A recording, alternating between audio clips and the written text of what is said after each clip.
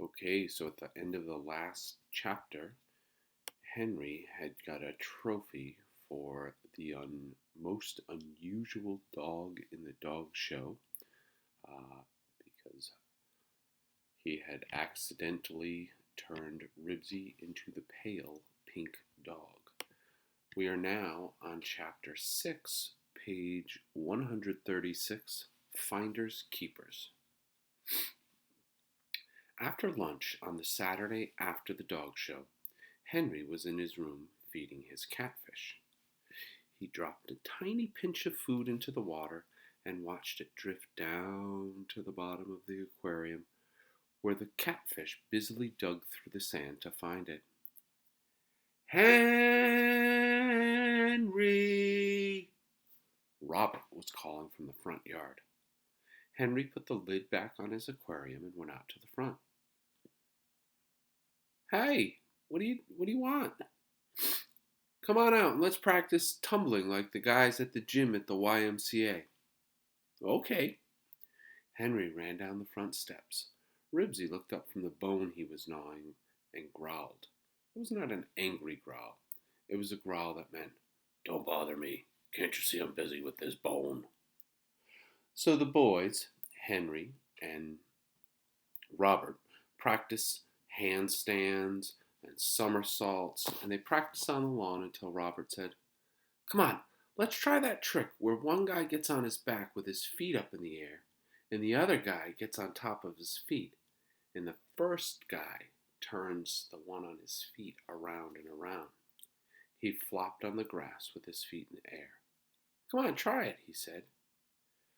Henry sat on Robert's feet and lay back with his arms and legs outstretched. Robert tried to spin him around. Henry teetered.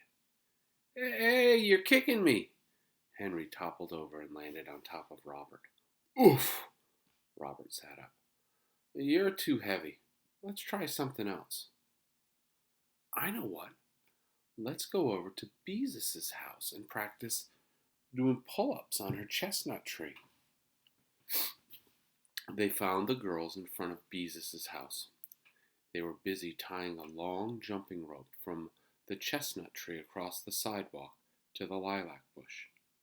Ramona, who was wearing pink overalls and curlers in her hair, was scratching on the bark of the chestnut tree with her fingernails. "Hi," said Henry. "Hello," answered Beezus, stopping work on the rope. "Meow, meow," said Ramona. "What does she mean, meow?" asked Henry. "Oh, don't pay any attention to her," answered Beezus. "That's the way. Oh, me what? Sorry." Ramona said, "Me wow, me wow." And Henry said, "What does she mean, me wow?" "Oh, don't pay any attention to her," answered Beezus. "That's just the way she says meow. She's pretending she's a cat." "Me wow," said Ramona, and patted the curlers in her hair. "I'm a cat with curly hair." Henry and Robert rolled their eyes. They watched the girls in silence. Then they all sat down on the grass and waited. "I wish you'd go away," Mary Jane said at last. "We're busy." "Aw, don't mind us," said Henry. "We've got all day." Beezus tightened the knot on the jump rope. "Henry Huggins, I think you're being mean. Why don't you go play in your own yard?" "We want to watch what you're doing," answered Henry, chewing on a piece of grass. "Ha! I know. I bet you think you're going to be tightrope walkers," scoffed Robert. "Why don't you tie the rope up high? It's only like 2 feet off the ground." "Dumbbell," said Beezus. "Every time we walk across it without falling off, we move it up a foot. I'll bet even people in circuses don't start practicing at the top of the circus tent, and they have nets under them too." "Aw, you can't even walk it when it's 2 feet off the ground," scoffed Henry. "I'll bet you couldn't walk it if it were 1 inch off the ground." You be quiet, Henry Huggins, ordered Mary Jane. Why don't you and Robert mind your own business? Go on, Beezus. Let's not pay any attention to them. They just think they're so smart. Beezus opened her mom's umbrella and held it in her right hand. As she stepped up on the rope, Mary Jane took hold of her left hand to steady her. The lilac bush bent under her weight. The rope sagged, and soon Beezus was standing on the sidewalk with the rope under her feet. Robert and Henry hooted with laughter. "Oh, you sure look silly standing there on that rope with that umbrella in your hand." "You keep quiet," snapped Beezus. "Let's see you do it if you think you're so smart." Henry laughed harder. "She can't even walk when it's a trillionth of an inch off the sidewalk." Robert rolled on the grass. "Not even if it's a billionth of a trillionth of an inch off the sidewalk." Beezus shook the umbrella at them. "You two boys, you get out of my yard."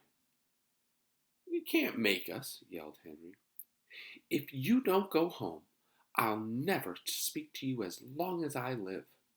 Wow, Beezus was really angry. "Or me either," Mary Jane glared at the boys. "See if we care." Just then, Scooter rode down the street on his bike. "Look," he yelled, "no hands!" The others stopped their squabbling to watch. As Scooter approached, he bent slowly backward, but continued to pedal. When his head had almost touched the fender near the back wheel, the bike began to wobble. The handlebars turned and the bicycle headed for the curb. Scooter tried to sit up. It was too late.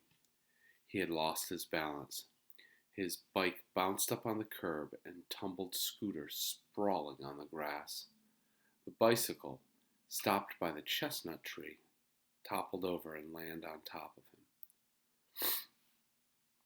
Robert and Henry hooted with laughter again as Scooter sheepishly untangled himself from his bicycle.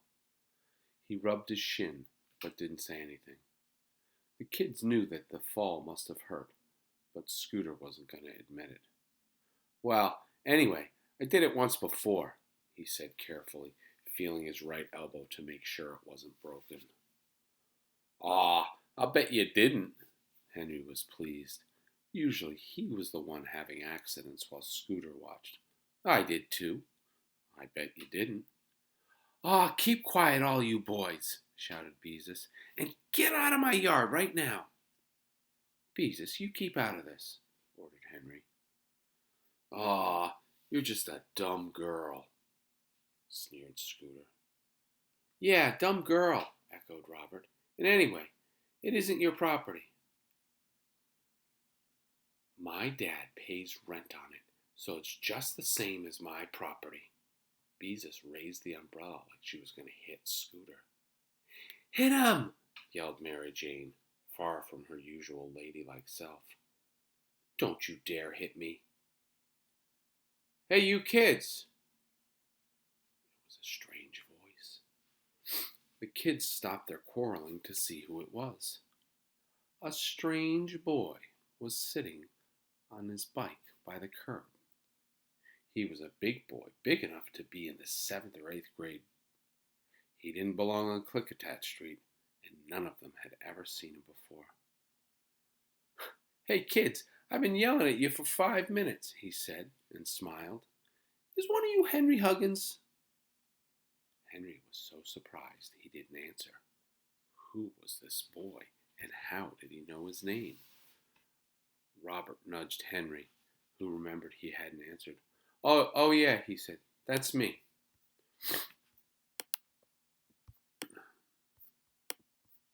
Sorry, just checking our time here. The boy reached into the pocket of his pants and pulled out the newspaper clipping that showed Henry and Ribsy at the dog show. Henry couldn't understand why this strange boy was carrying that picture with him. Just then, Ribsy began to bark furiously, and Henry saw him running down the street toward them. "Dizzy!" the boy shouted and sprang from his bike. "Here, Dizzy!" Ribsy jumped upon the boy and licked his hands. The boy laughed and petted him, and when Ribsy would stand still long enough, scratch him behind his left ear. "That's funny," thought Henry. "How does he know Ribsy likes to be scratched behind his left ear? And why does he call him Dizzy?"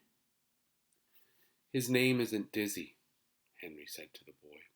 "It's Ribsy, and he's my dog." Ribsy looked at the boy and wagged his tail again. A terrible thought came to Henry. Ribsy must have belonged to the boy before Henry found him in the corner store a year ago. The boy had seen his picture in the paper and had come to take him away. Oh, if only Ribsy hadn't won the prize in the dog show and got his picture in the paper, then the boy never would have found him. Henry didn't know what to do. He couldn't give up Ribsy after a whole year. He couldn't. And that's where we're going to stop.